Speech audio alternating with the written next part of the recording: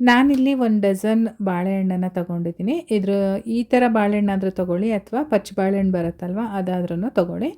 ನಾನಿಲ್ಲಿ 1 ಡಜನಲ್ಲಿ 10 ಬಾಳೆಹಣ್ಣು ಮಾತ್ರ ಯೂಸ್ ಮಾಡ್ತೀನಿ. ಇದನ್ನು ನೀಟಾಗಿ ಸಿಪ್ಪೆ ಎಲ್ಲ ತೆಗೆದು ಒಂದು ಜಾರಲ್ಲಿ ಈ ರೀತಿ ಚಿಕ್ಕ ಚಿಕ್ಕದಾಗಿ ಕಟ್ ಮಾಡಿ ಸೇರಿಸ್ಕೊಳ್ತಾ ಇದ್ದೀನಿ. ಇದು ಸ್ವಲ್ಪನೂ ಲಂಪ್ ಇಲ್ಲದೆ ಇರೋ ರೀತಿ ನಾವು ರುಬ್ಕೊಳ್ಬೇಕಾಗತ್ತೆ. ಹಾಗಾಗಿ ನಾನು ಈ ರೀತಿ ಕಟ್ ಮಾಡ್ಕೊಳ್ತಾ ಇದ್ದೀನಿ. ಇಲ್ಲ ಅಂತ ಅಂದರೆ ಹಾಗೆ ಒಂದನ್ನು ಹಾಕ್ಕೊಂಡು ನಾವು ಬೇಕಂದರೆ ರುಬ್ಕೊಳ್ಬೋದು. ಈ ರೀತಿ ನನಗೆ ಎಷ್ಟು ಬಾಳೆಹಣ್ಣು ಬೇಕಾಗುತ್ತೆ ಅಷ್ಟು ನೋಡಿಕೊಂಡು ಹಾಕ್ಕೊಳ್ಬೇಕು. ಅಂದರೆ ನಾನಿಲ್ಲಿ 10 ಬಾಳೆಹಣ್ಣನ್ನು ತೊಗೊಂಡಿದ್ದೀನಿ. ನಿಮ್ಗೆ ಎಷ್ಟು ಬೇಕಾಗುತ್ತೆ ಅಷ್ಟು ನೋಡಿ ಹಾಕ್ಕೊಳ್ಳಿ. ಇವಾಗ ಇದನ್ನು ಈ ರೀತಿ ನುಣ್ಣಗೆ ರುಬ್ಬಿ ಒಂದು ಸೈಡಲ್ಲಿ ಎತ್ತಿಟ್ಕೊಂಡಿರ್ತೀನಿ. ಹಾಗೆ ಸ್ಟವ್ ಮೇಲೆ ಒಂದು ಫ್ರೈಯಿಂಗ್ ಪ್ಯಾನ್ ಇಟ್ಕೊಂಡಿದ್ದೀನಿ. ಫ್ರೈಯಿಂಗ್ ಪ್ಯಾನ್ಗೆ ನಾನಿಲ್ಲಿ 2 ಟೇಬಲ್ ಸ್ಪೂನಷ್ಟು ತುಪ್ಪ ಹಾಕ್ತಾಯಿದ್ದೀನಿ. ಕ್ಲಾರಿಫೈಡ್ ಬಟರ್ನ ತೊಗೊಂಡಿದ್ದೀನಿ ನಾನಿಲ್ಲಿ. ತುಪ್ಪ ಕರಗಿದ ಮೇಲೆ ಇವಾಗೇನು ಬಾಳೆಹಣ್ಣಿನ ಪೇಸ್ಟ್ ಮಾಡಿಟ್ಕೊಂಡಿದ್ದೆ ಆ ಪೇಸ್ಟನ್ನು ಟ್ರಾನ್ಸ್ಫರ್ ಮಾಡ್ಕೊಳ್ತಾ ಇದ್ದೀನಿ. ತುಪ್ಪದಲ್ಲಿ ಮೊದಲು ನಾವು ಫ್ರೈ ಮಾಡ್ಕೊಳ್ಬೇಕಾಗತ್ತೆ. ಹಾಗಾಗಿ ನಾನಿಲ್ಲಿ ಸ್ವಲ್ಪ ಹೈ ಫ್ಲೇಮ್ ಮಾಡಿದ್ದೆ, ಹಾಗಾಗಿ ತಳ ಹಿಡ್ದಂಗೆ ಆಯಿತು. ಹೈ ಫ್ಲೇಮ್ ಮಾಡ್ಕೊಳ್ಬೇಡಿ, ಲೋ ಫ್ಲೇಮಲ್ಲಿ ಇಟ್ಕೊಂಡೇ ಬನಾನಾ ಪೇಸ್ಟನ್ನು ಹಾಕ್ಕೊಳ್ಬೇಕಾಗತ್ತೆ. ಇದ್ರ ಜೊತೆಗೇ ನಾನಿಲ್ಲಿ ಪಕ್ಕದ ಸ್ಟವ್ ಮೇಲೆ ಒಂದು ಪಾತ್ರೆ ಇಟ್ಕೊಂಡು ಅದಕ್ಕೆ 1.5 ಕಪ್ಪಷ್ಟು ಬೆಲ್ಲ ಸೇರಿಸ್ಕೊಳ್ತಾ ಇದ್ದೀನಿ. ನಿಮಗೆ ಸ್ವೀಟ್ ಎಷ್ಟು ಬೇಕಾಗುತ್ತೆ ನೋಡಿ ಸೇರಿಸ್ಕೊಳ್ಬೋದು. ಹಾಗೆ ಒಂದು 1/4 ಕಪ್ಪಷ್ಟು ನೀರನ್ನು ಹಾಕಿ ಕರ್ಗೋದಕ್ಕೆ ಇಟ್ಟಿದ್ದೆ. ಈಗ ಚೆನ್ನಾಗಿ ಕರಗಿದ ಮೇಲೆ ಈಗ ಬಾಳೆಹಣ್ಣಿಂದು ಫ್ರೈ ಮಾಡ್ಕೊಂಡಿದ್ದೀವಲ್ವ ಅದರೊಳಗಡೆ ಸೇರಿಸ್ಕೊಳ್ತಾ ಇದ್ದೀನಿ.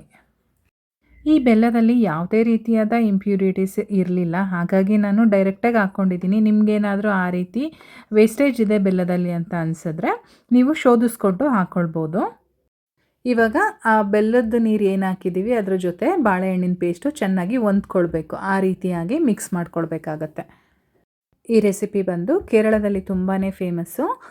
ಕೇರಳದವ್ರಿಗಂತೂ ತುಂಬಾ ಇಷ್ಟ ಆಗುತ್ತೆ. ಸೊ ಇವತ್ತು ನಾನು ಮಾಡ್ತಾ ಇರೋ ರೆಸಿಪಿ ಬಂದುಬಿಟ್ಟು ಬಾಳೆಹಣ್ಣಿನ ಹಲ್ವಾ. ಮಕ್ಕಳಿಗೆ ಸ್ನ್ಯಾಕ್ಸಿಗಾಗಿರ್ಬೋದು ಅಥವಾ ಏನಾದರೂ ಗೆಸ್ಟ್ ಬಂದಾಗ ಸ್ವೀಟ್ ಮಾಡಬೇಕು ಅಂತ ಅಂದ್ಕೊಂಡಿದ್ರೆ ಈ ರೆಸಿಪಿ ಖಂಡಿತವಾಗ್ಲೂ ಟ್ರೈ ಮಾಡಿ. ತುಂಬಾ ಚೆನ್ನಾಗಿರುತ್ತೆ, ಒಂದು ಡಿಫ್ರೆಂಟ್ ಫ್ಲೇವರಲ್ಲಿ ಸಿಗುತ್ತೆ. ಸೊ ಇವಾಗ ನೀವು ನೋಡ್ತಾ ಇದ್ರಿ ಅಲ್ವಾ, ಚೆನ್ನಾಗಿ ಮಿಕ್ಸ್ ಮಾಡಿ ಆದಮೇಲೆ ನಾನು ಮತ್ತೆ 2 ಟೇಬಲ್ ಸ್ಪೂನಷ್ಟು ತುಪ್ಪನ ಸೇರಿಸ್ಕೊಂಡಿದ್ದೀನಿ.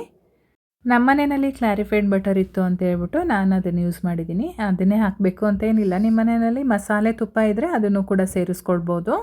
ಕೆಲವ್ರಿಗೆ ತುಪ್ಪದ ಫ್ಲೇವರ್ ಇಷ್ಟ ಆಗಲ್ಲ, ಅಂಥವ್ರು ಬೇಕಾದರೆ ಈ ಕ್ಲಾರಿಫೈಡ್ ಬಟರ್ನ ಯೂಸ್ ಮಾಡ್ಕೊಳ್ಬೋದು.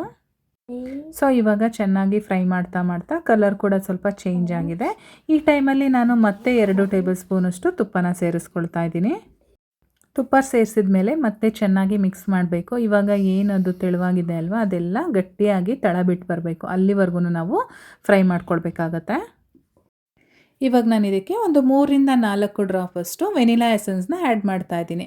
ಹಾಗೆ ತುಪ್ಪದಲ್ಲಿ ಹುರಿದಿರ್ತಕ್ಕಂಥ ಗೋಡಂಬಿ ಮತ್ತು ಬಾದಾಮಿನ ಸೇರಿಸ್ಕೊಳ್ತಾ ಇದ್ದೀನಿ. ಚಿಕ್ಕದಾಗಿ ಕಟ್ ಮಾಡಿ ಹುರ್ಕೊಂಡಿದ್ದೆ, ಅದನ್ನು ಕೂಡ ಸೇರಿಸ್ಕೊಂಡು ಮಿಕ್ಸ್ ಮಾಡ್ಕೊಂಡಿದ್ದೀನಿ.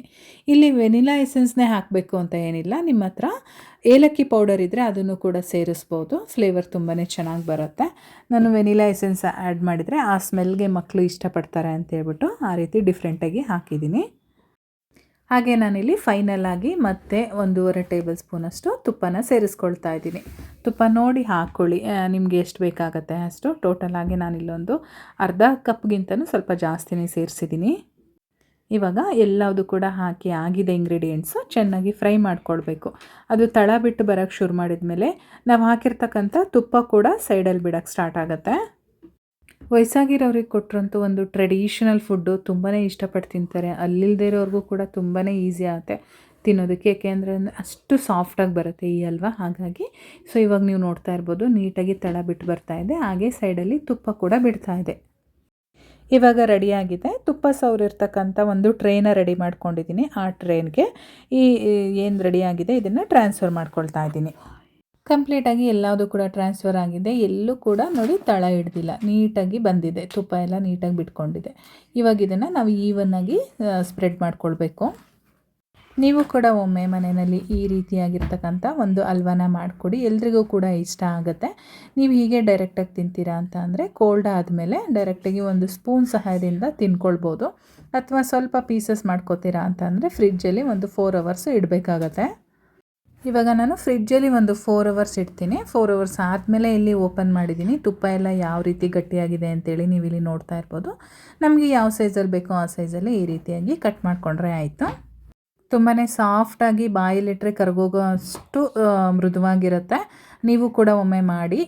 ವಿಡಿಯೋ ಇಷ್ಟ ಆಗಿದರೆ ಲೈಕ್ ಮಾಡಿ, ಶೇರ್ ಮಾಡಿ, ಸಬ್ಸ್ಕ್ರೈಬ್ ಮಾಡ್ಕೊಳ್ಳಿ. ನಾನು ಮತ್ತೆ ಮುಂದಿನ ವಿಡಿಯೋದಲ್ಲಿ ಸಿಗ್ತೀನಿ. Thank you.